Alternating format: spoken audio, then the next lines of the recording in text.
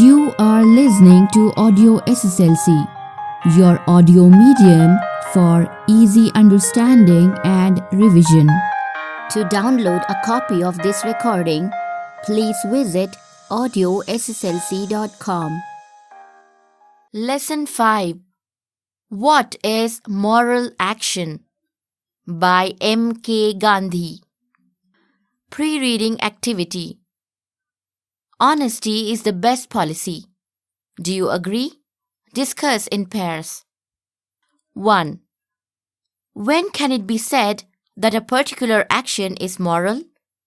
In asking this question, the intention is not to contrast moral with immoral actions, but to consider many of our everyday actions against which nothing can be said from the conventional standpoint and which some regard as moral.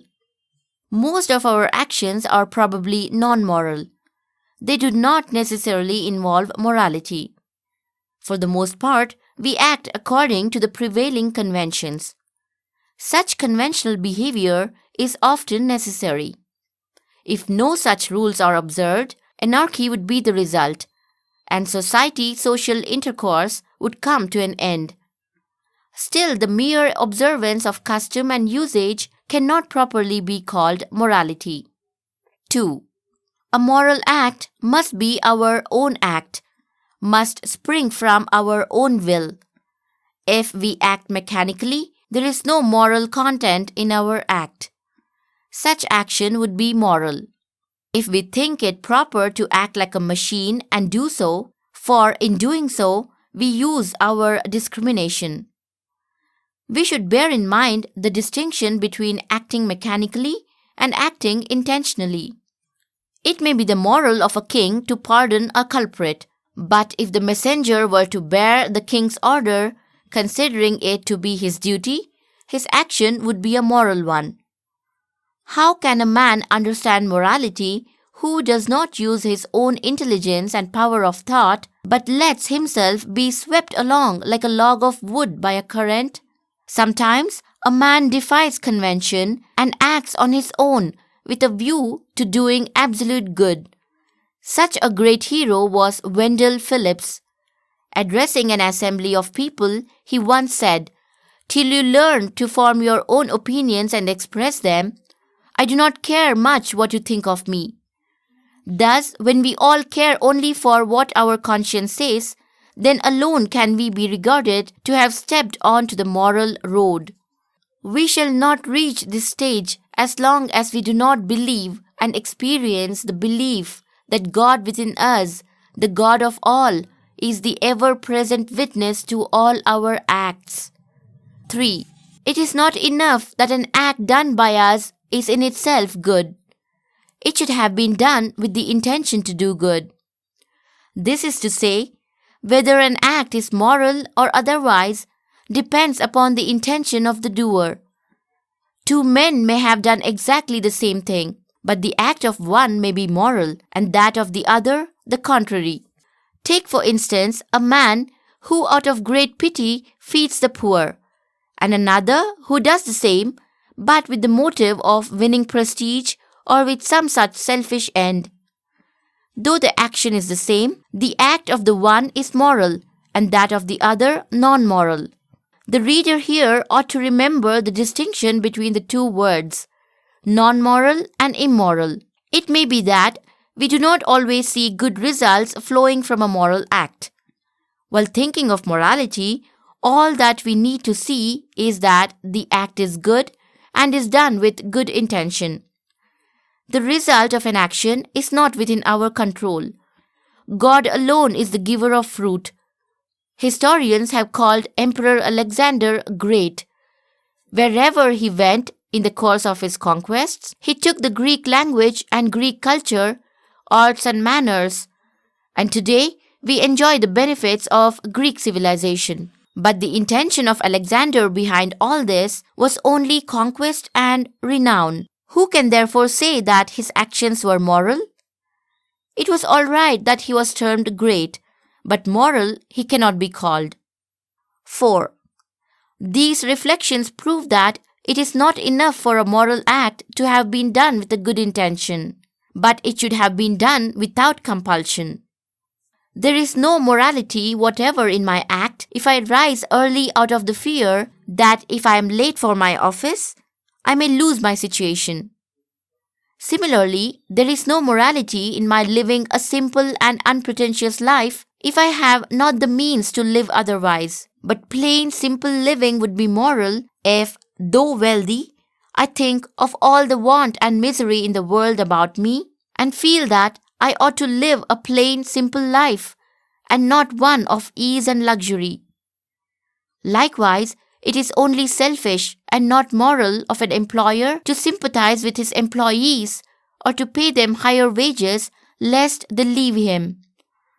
It would be moral if the employer wished well of them and treated them kindly, realizing how he owed his prosperity to them.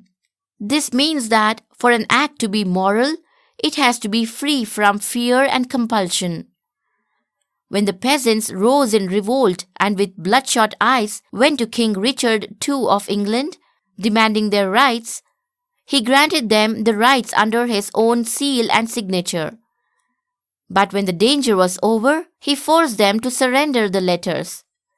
It would be a mistake for anyone to say that King Richard's first act was moral and the second immoral, for his first act was done only out of fear and had not an iota of morality about it.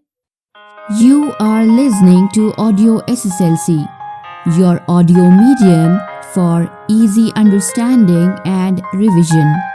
To download a copy of this recording, please visit audiosslc.com.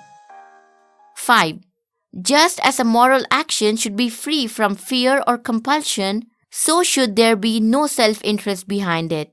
This is not to say that actions prompted by self-interest are all worthless, but only that to call them moral would detract from the dignity of the moral idea. That honesty cannot long endure, which is practiced in the belief that it is the best policy.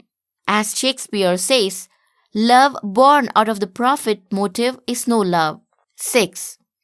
Just as an action prompted by the motive of material gain here on earth is non-moral, so also another done for considerations of comfort and personal happiness in another world is non-moral.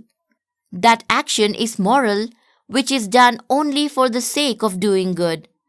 A great Christian, Saint Francis Xavier, passionately prayed that his mind might always remain pure. For him, devotion to God was not for enjoying a higher seat after death. He prayed because it was man's duty to pray. The great Saint Teresa wished to have a torch in her right hand and a vessel of water in her left, so that with the one she might burn the glories of heaven and with the other extinguish the fires of hell, and men might learn to serve God from love alone, without fear of hell and without temptation of heavenly bliss. To preserve morality thus demands a brave man prepared to face even death. It is cowardice to be true to friends and to break faith with enemies.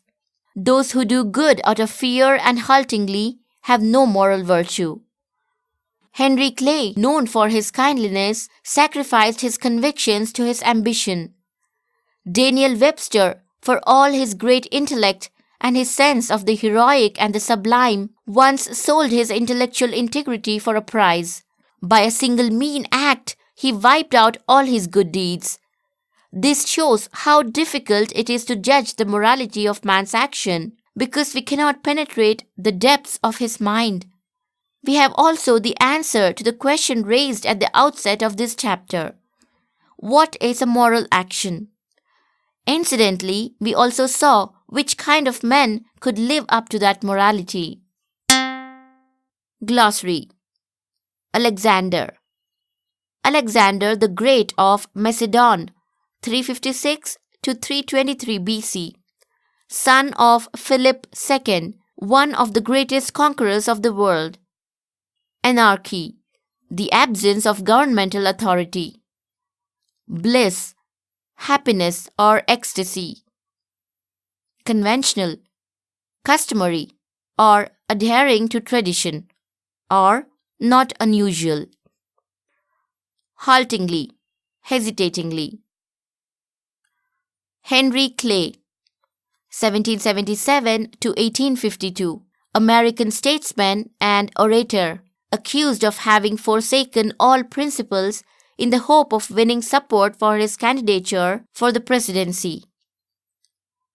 King Richard II, British King, 1377 to 1399, compelled to resign from the crown in favor of his cousin Henry Bolingbroke, Henry IV. Richard died in prison. Shakespeare has a play centered on Richard II with the same title. Oppressor, suppressor. Penetrate, affect profoundly or pierce.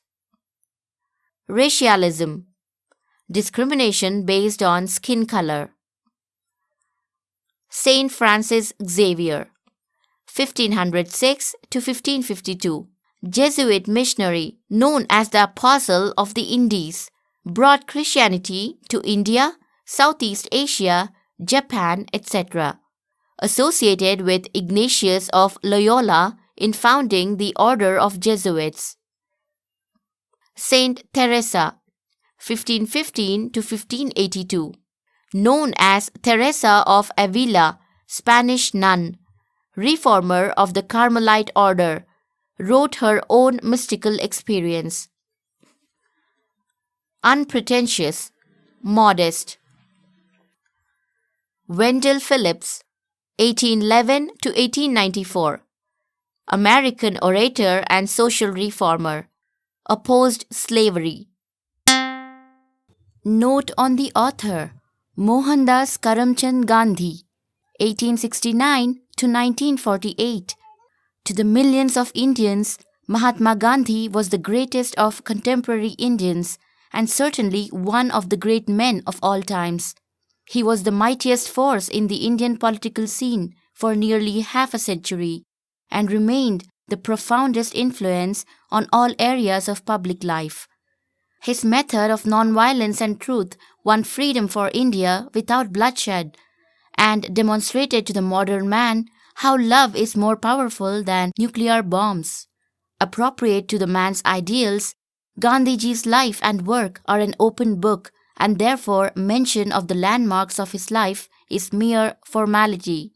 Gandhiji wrote and spoke tirelessly, using his characteristic charm and simplicity, for which his autobiography is the finest example.